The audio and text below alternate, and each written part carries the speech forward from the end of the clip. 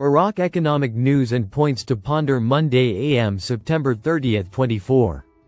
Listen to the full version on the official dinarreport.com website and become our supporter on Patreon. What happens after the currency auction closes at the Central Bank of Iraq?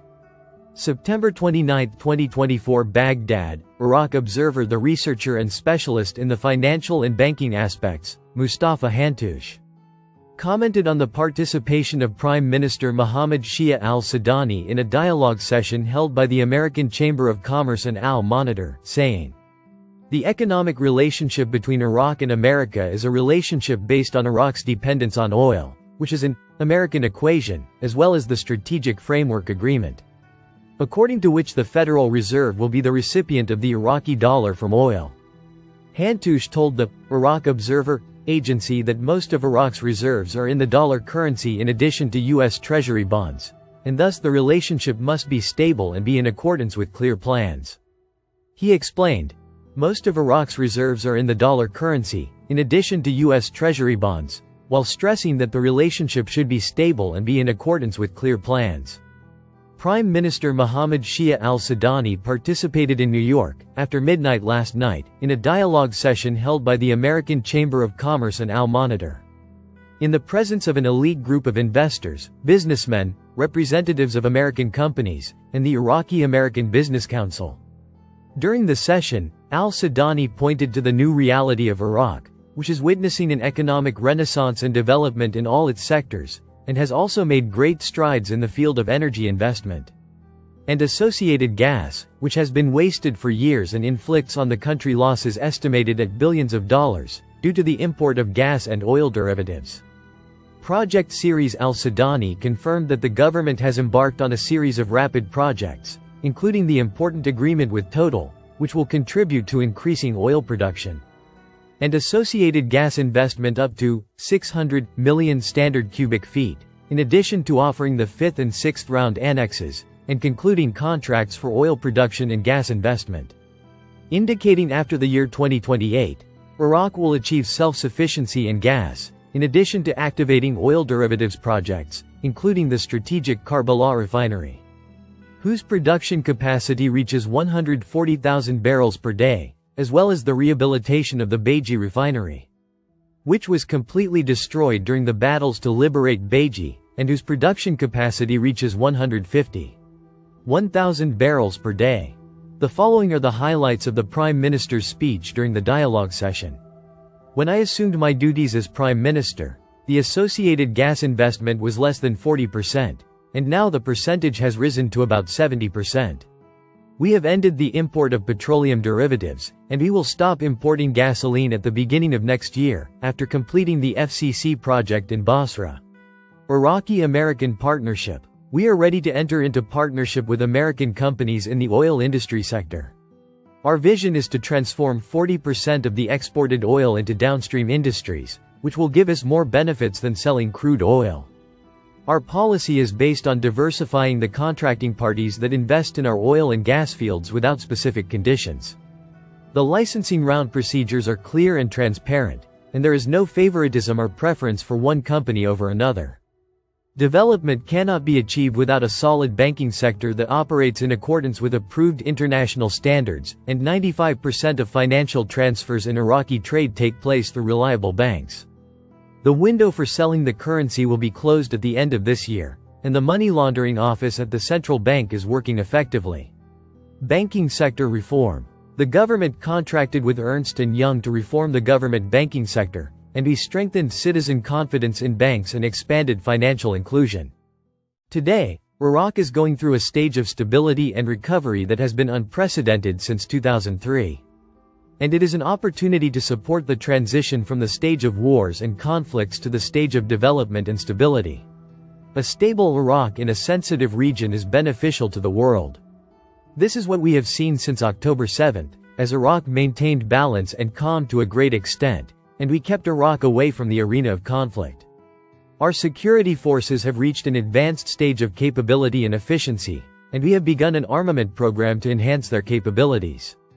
And ISIS today does not represent a threat to our security. We need American small and medium businesses to partner with Iraqi companies. Leadership Initiative. We work to create job opportunities for young people by activating the private sector or supporting their own projects, through several programs, including the Riyadh Initiative. The size of the projects granted for investment will provide a large number of jobs, and the need for companies operating in Iraq to open training centers to develop the capabilities of young people. We assured companies operating in the electricity sector of establishing station maintenance centers in order to speed up completion and reduce costs. The government has a clear direction to support the agricultural sector, and peasants and farmers are in a transition phase to using modern irrigation technologies, which we supported by 30%.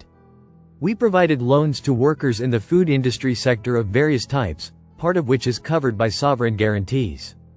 The central bank has independence and exercises its powers with full professionalism, and our intention is to establish a new bank that adopts the latest technologies. We invite all companies working in the field of electronic payment to work in Iraq, and we will provide them with all facilities. We have developed a plan to develop infrastructure, with allocations amounting to $83 billion. Why is the central bank reluctant to implement the measures taken against Iraqi private banks?